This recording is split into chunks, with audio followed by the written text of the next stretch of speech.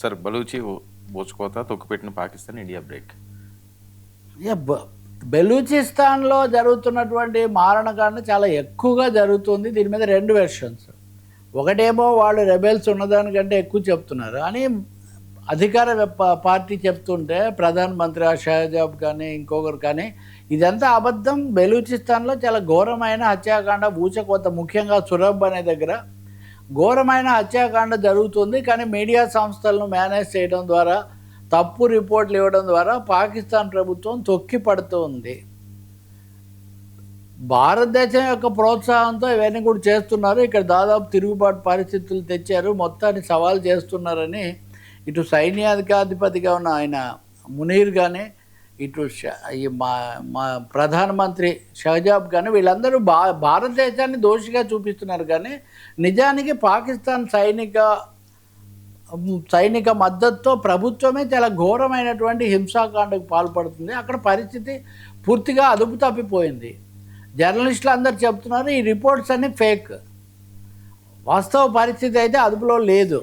దానికోసం అదుపులోకి తేవడానికి ఇంకా ఘోరమైనటువంటి హింసకు పాల్పడుతున్నారు. ఎవరిని కూడా రానివ్వట్లేదు. ఆ జర్నలిస్టులు ఇంటర్వ్యూలు ఇవన్నీ కూడా చెప్తున్నారు. కొన్ని స్పెషల్ స్టోరీస్ కూడా ఇస్తున్నారు. ఇప్పుడు బయటకు వస్తున్న పరిస్థితి నిజమైన పరిస్థితి కాదని. అసలు భారతదేశ విభజన, పాకిస్తాన్ ఏర్పడటం అన్నదే బెలూచిస్తాన్ గట్టిగా నిలబడటంతో మొదలైంది. దానికి మేమే మూల్యం చెల్లిస్తున్నామని బెలూచిస్తాన్ ప్రజల్లో ఒక తీవ్రమైనటువంటి ఆవేదన, ఆగ్రహం కూడా వ్యక్తమవుతున్నాయి.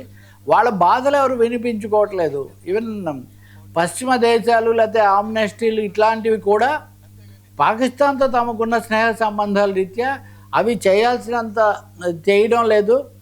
భారతదేశానికి ఏమో కొన్ని సమస్యలు ఉన్నాయి కదా. అంతకుముందు బెలూచిస్తాన్ను కూడా విముక్తి చేస్తాము, పిఓకే అవి ఇవి కూడా చెప్పినప్పటికీ ఇప్పుడున్న అంతర్జాతీయ పరిస్థితులు, ఇరాన్ యుద్ధం వల్ల వచ్చినటువంటి వీటన్నిటి రీత్యా ఇండియా కొంచెం ప్లేయింగ్ ఇట్ కేర్ఫుల్లీ, సేఫ్ అన్నట్టుగా మనది ఉంది.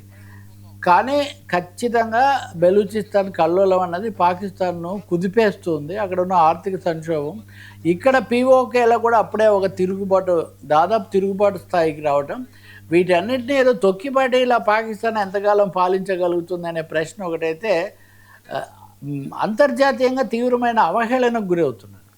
మీరు వాస్తవాలు తొక్కిపట్టి ఒక ఊచకోత సాగించి మీరు ఇక్కడికి వచ్చేసరికి ఏం కనిపెట్టారంటే కొత్త పాట ఒకటి కనిపెట్టారు.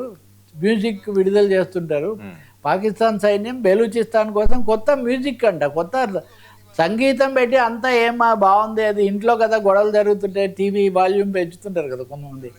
సో ఆ పద్ధతిలాగా ఉంది అని చెప్పి ఒక తీవ్రమైన అభిశంసనకు, అవహేళనకు పాకిస్తాన్ గురవుతున్నటువంటి పరిస్థితి మటుకు కనిపిస్తుంది. భారతదేశం కూడా నిజానికి ప్రధానమంత్రి మోదీ మొన్న పార్లమెంట్ సమావేశాలు, రాజకీయ పరిస్థితులు అనుకూలంగా ఉంటే ఇంటర్నేషనల్ అజెండా పాకిస్తాన్ గురించి కొన్ని మాట్లాడి ఉండేవాళ్ళని అందరూ భావించారు. నేను కూడా అన్నాను మీతో.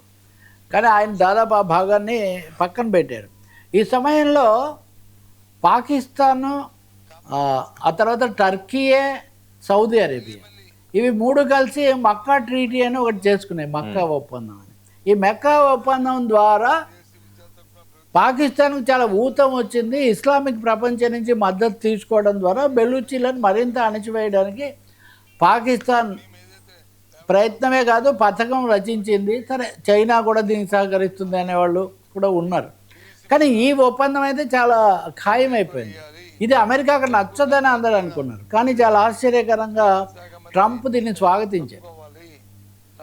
ట్రంప్ దీన్ని స్వాగతించడం అంటే అర్థం ఏంటి? ట్రంప్ కూడా నిలబడతారు. పాకిస్తాన్ బెలూచీలను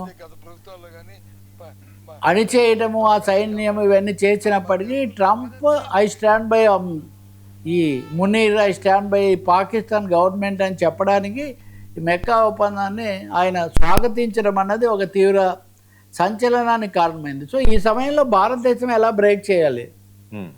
నేరుగా దీన్ని వ్యతిరేకించి ఒప్పందాలు కుదరవు అది ఇదని తనకున్నటువంటి శాంతి కాముక ప్రతిష్టను భంగం కలిగించుకోవటం అనేది మన విధానం, భారతదేశ విధానం కాదు. కానీ అదే సమయంలో ఈ దూకుడును దీన్ని ఎలా అరికట్టాలి, ఇది పైగా ఈ సెగ పొగ ఇటువైపు విస్తరించకుండా కాశ్మీర్ వైపు రాకుండా ఎలా చూడాలి, ఇలాంటి సమస్యలు కూడా పాకిస్తాన్ నుంచి భారతదేశం ఎదుర్కొంటుంది. వీటిని మనం చూడాల్సినటువంటి అవసరం ఉంటుంది. బట్ ట్రంప్ మటుకు చాలా వేషాలు వేస్తున్నారు, అది కనిపిస్తుంది. సో దాని కంటిన్యూస్